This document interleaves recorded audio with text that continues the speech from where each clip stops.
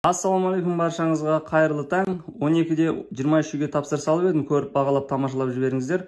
Бұл үй фазенда екен. Бұл үйдің басқалардан ерекшелігі, ол кісілерде 580-дік плиталар көп екен. Сондықтан біз ригель іштеңке құйғымыз келмейді. Міндетті түрде осы несущий стеналар ортасында екі жанында болсын деп 580-дік плиталар былай жату үшін.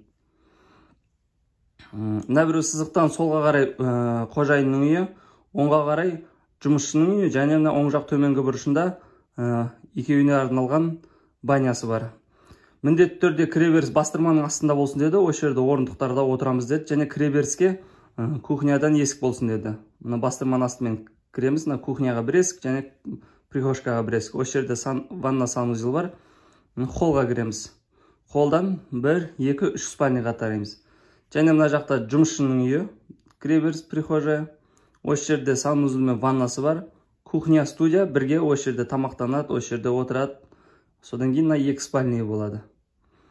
Және барлық үйге осы мына жерден топка болады, осы жерден от жағылады. Және мына жерде баняға да осы жерден от жағылады. Мына жер шешінетін жер, жуынатын жер, мынау пары.